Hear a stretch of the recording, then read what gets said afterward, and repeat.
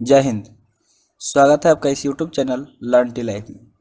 इस सेशन में हम जनरल नॉलेज का क्विज करते हैं। अगर आप किसी भी कम्पिटेटिव एग्जाम का प्रिपरेशन कर रहे हैं like UPSC, SSC, NDA, air force, navy, coast guard, तो ये सेशन आपके लिए काफ़ी इम्पोर्टेंट होगी, क्योंकि इस सेशन में जितने भी इम्पोर्टेंट जनरल नॉलेज के क्वेश्चन हैं उसको कवर करेंगे और जो उनका आंसर होता है उसको अच्छे से एक्सप्लेन करेंगे। तो चलिए सेशन शुरू करते हैं।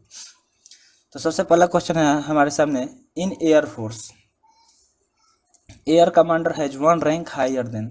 जो एयरफोर्स होता है, इंडियन एयरफोर्स हो गया, तो उसमें जो एयर कमांडर का रैंक है वो किस रैंक से एक रैंक हायर है?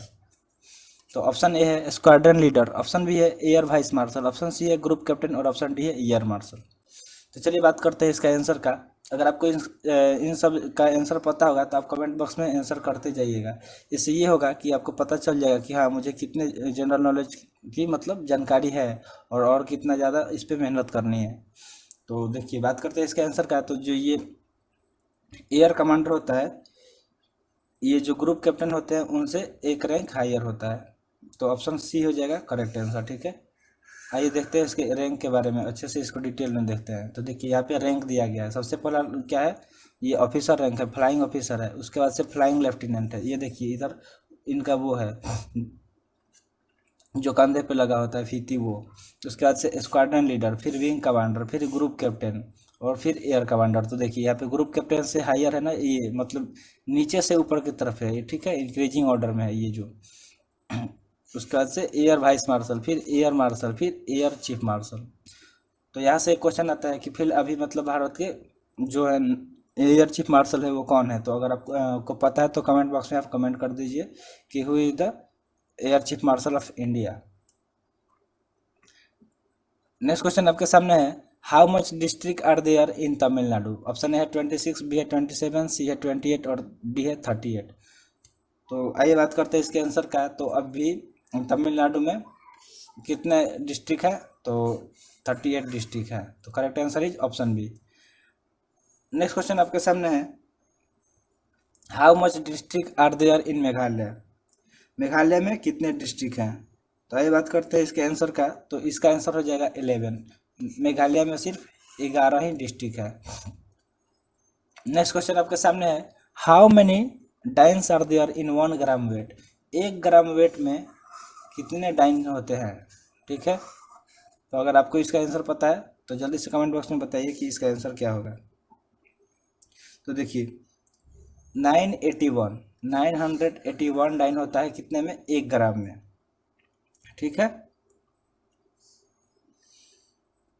नेक्स्ट क्वेश्चन आपके सामने है, अच्छा आपको ये पता है कि ये डाइन क्या होता है? डाइन जो है वो फोर्स का सीजीएस यूनिट है। किस कौन सा यूनिट है? सीजीएस यूनिट है। ठीक है, तो ये बताने कि 1 ग्राम में कितने डाइन होता है, तो 981 dyne. In big cities like Delhi, Kolkata, Mumbai, Chennai, police is headed by. ये जो बड़े शहर हैं जैसे मतलब दिल्ली हो गया, ठीक है, कोलकाता हो गया और मुंबई हो गया, चेन्नई हो गया, तो इन मतलब ये इनके जो पुलिस होते हैं उसका हेड कौन होता है? मतलब किसके द्वारा ये हेड किया जाता है? तो इसका आंसर ऑप्शन ए हो जाएगा कमिश्नर ऑफ पुलिस। कौन करता है? Commissioner of police. जो पुलिस का कमिश्नर होता है वो हेड करता है इन 4 जगहों का जो मतलब पुलिस है उनको। नेक्स्ट क्वेश्चन आपके सामने है, Indian Institute of Petroleum is located at. जो इंडियन इंस्टीट्यूट ऑफ पेट्रोलियम है वो कहाँ पे है? ठीक है, तो Indian Institute of Petroleum is located, option A है देहरादून।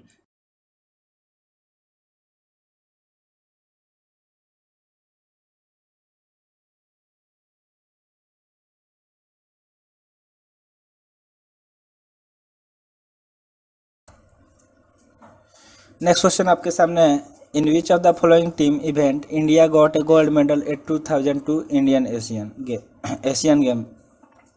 मतलब किस टीम ने गोल्ड मेडल दिलाया था इंडिया को 2002 के एशियन गेम में? तो ऑप्शन ए है कबड्डी, बी है हॉकी, सी है 200 मतलब जो 400 800 का रिले रेस होता है, इसमें 4 प्लेयर पार्टिसिपेट करते हैं 200 का, और एक होता है 400 का, इसमें 100 मीटर में मतलब 4 प्लेयर पार्टिसिपेट करते हैं। तो आपको अगर इसका आंसर पता है तो आप कमेंट बॉक्स में कमेंट कर सकते हैं। तो ये बात करते हैं इसके आंसर का। तो जो कबड्डी टीम थी वो इंडिया को गोल्ड मेडल दिलाई थी 2002 के एशियन गेम में, ठीक है। नेक्स्ट क्वेश्चन आपके सामने है, in which year during World War first,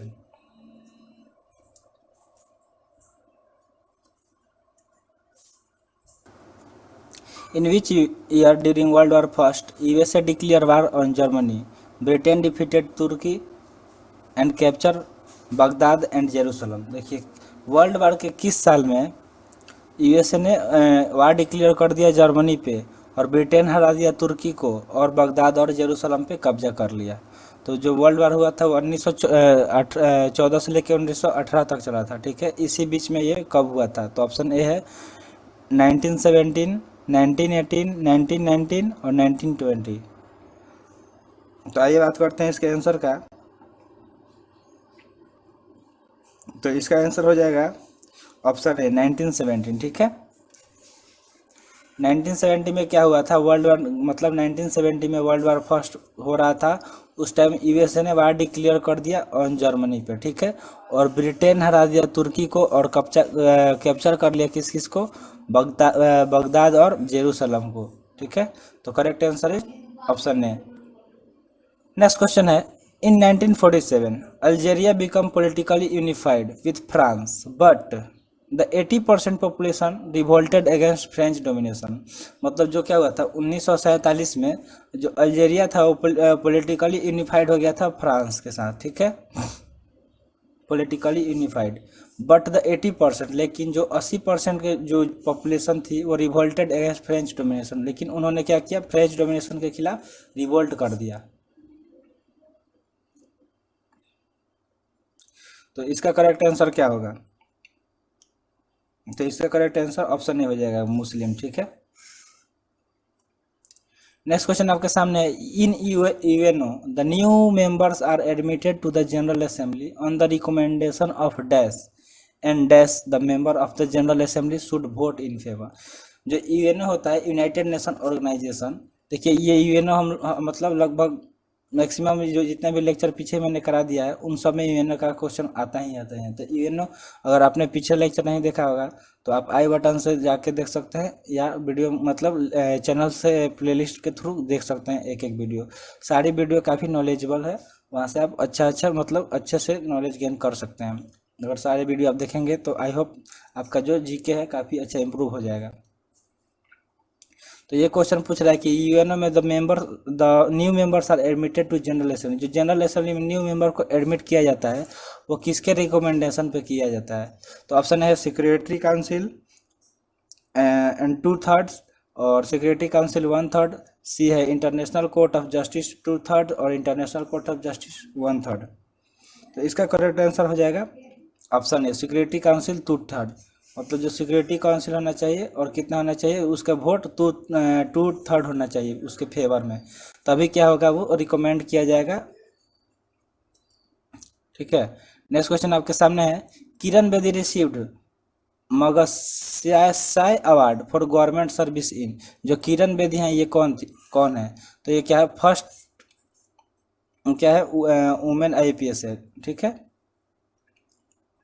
प्रथम महिला आईपीएस ऑफिसर, ठीक है। कौन है? किरण बेदी। रिसीव मगसैसे अवार्ड, उन्होंने क्या किया था? उनको मिला था मगसैसे अवार्ड फॉर गवर्नमेंट सर्विस। उन्होंने जो गवर्नमेंट सर्विस किया था उसके लिए। तो वो कब मिला था? 1992, 1993, 1994 और 1995।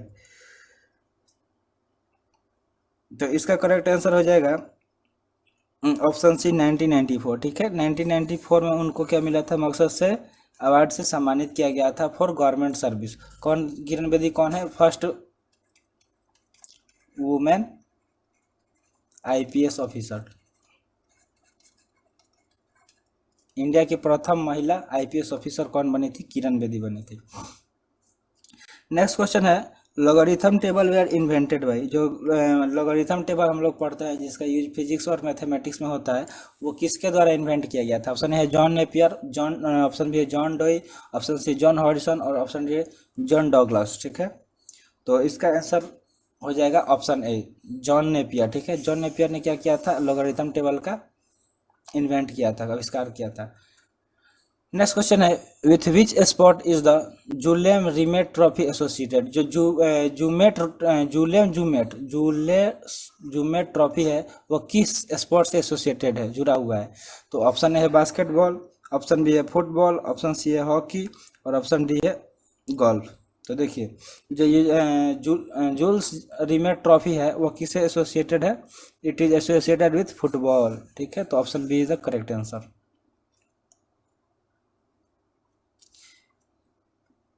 देखिए फुटबॉल से एक क्वेश्चन अराइज होता है, फीफा। ठीक है, फीफा वर्ल्ड कप होता है। तो फीफा का फुल फॉर्म क्या होता है, अगर आपको पता है तो आप कमेंट बॉक्स में कमेंट कर दीजिएगा।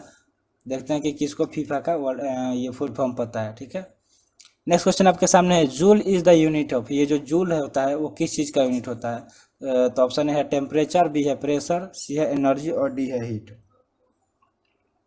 तो जूल किस चीज़ का इकाई होता है। तो देखिए जो जूल होता है वो किसका यूनिट होता है, एनर्जी का। ठीक है, तो करेक्ट आंसर है ऑप्शन सी। ठीक है, और प्रेशर का यूनिट क्या होता है, हीट का यूनिट क्या होता है, टेम्परेचर का यूनिट क्या होता है। अगर आपको पता है तो ये आप कमेंट बॉक्स में कमेंट कर सकते हैं। तो देखिए जो टेम्परेचर होता है, चलिए हम बताते हैं क्या होता है, कि इसका क्या होता है, केल्विन होता है। क्या होता है, केल्विन होता है। प्रेशर का बार बोल सकते हैं। ठीक है, या पार्सेक भी बोलते हैं। ठीक है, और उसके बाद से आता है हीट का। तो हीट का क्या होता है, कैलोरी। ठीक है, नेक्स्ट क्वेश्चन आपके सामने है, केमल अतुर अतातुर्कवाज केमल अतातुर्क कौन थे। ठीक है, Kemal Ataturk was the first president of independent Kenya, the founder of modern Turkey, revolutionary leader of Soviet Union और ऑप्शन डी है नॉन ऑफ द अबव। तो ये क्या है, केमल अतातुर्क कौन थे। तो इसका करेक्ट आंसर हो जाएगा option B, the founder of modern Turkey. जो मॉडर्न तुर्की के वो फाउंडर थे, कौन, केमल अतातुर्क। नेक्स्ट क्वेश्चन आपके सामने है, Milkha Singh stood dash in 1960 Olympics in athletics. जो मिल्खा सिंह हमारे भारत के बहुत अच्छे क्या थे, एथलीट्स थे। जो क्या हुए थे, मतलब वो 1960 के ओलंपिक में एथलीट्स में वो किस चीज़ में वो पार्टिसिपेट किए थे। तो देखिए और कितना उनका रैंक आया था। तो इसका करेक्ट आंसर हो जाएगा option A, 4th in 400 final. जो 400 मीटर का रेस होता है उसमें उसके फाइनल में उनको कितना रैंक आया था, 4th रैंक आया था। ठीक है, नेक्स्ट क्वेश्चन आपके सामने है, M S Medha Patkar is associated with the. जो एम एस मेधा पाटकर है वो किस चीज़ से एसोसिएटेड है। तो जो एम एस मेधा पाटकर है वो एसोसिएटेड है, देखिए ऑप्शन है टिहरी प्रोजेक्ट, ऑप्शन बी है इरॉन प्रोजेक्ट, ऑप्शन सी है सरदार सरोवर प्रोजेक्ट और ऑप्शन डी है द भोल प्रोजेक्ट। तो जो ये मिस मेघा पाटकर हैं वो एसोसिएटेड है सरदार सरोवर प्रोजेक्ट। तो इसका करेक्ट आंसर हो जाएगा ऑप्शन सी। ठीक है, नेक्स्ट क्वेश्चन आपके सामने है, Kathakali, Mohiniyattam and Ottamthullal are the famous dances of. ये जो यहाँ पे ऑप्शन दिया गया है, Kathakali, Mohiniyattam and Ottamthullal are the famous dances of. ये सब जो फेमस डांसेस है वो किस स्टेट मतलब कहाँ की है। तो ऑप्शन ए है केरला, बी है कर्नाटक, सी है ओडिशा और डी है तमिलनाडु। तो अगर आइए बात करते हैं इसके आंसर का। तो ये सब सारे डांस कहाँ के हैं, केरला के हैं। ठीक है,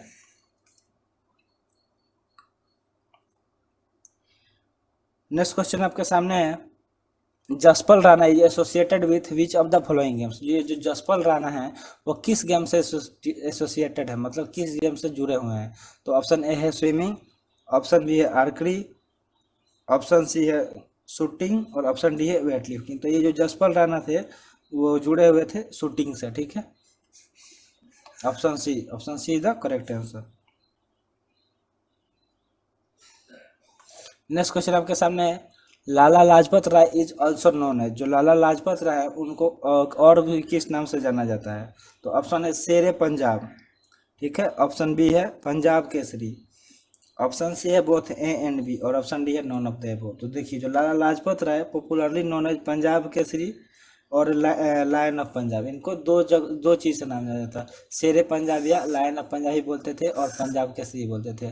that's why option A and B both are correct, so option C is the correct answer. तो आई होप ये सेशन आपके लिए काफ़ी हेल्पफुल रही होगी, और इस सेशन से आप बहुत कुछ नया सीखने को सीखे होंगे। तो आपने अभी तक वीडियो लाइक नहीं किया है तो जल्दी से वीडियो लाइक कर दीजिए, और चैनल सब्सक्राइब नहीं किया है तो जल्दी से चैनल सब्सक्राइब कर दीजिए। और जो क्वेश्चन मैंने पूछा ड्यूरिंग सेशन, तो अगर आपको उसका आंसर पता है तो आप कमेंट बॉक्स में कमेंट कर दीजिएगा, और ये भी कमेंट कर दीजिएगा कि 20 आउट ऑफ कितना आपका करेक्ट हुआ। इससे ये होगा कि आपको पता चल जाएगा कि मेरा कितना जीके अच्छा है और कितने ज़्यादा मेहनत करने की ज़रूरत है। तो मिलते हैं फिर अगले सेशन में। जय हिंद।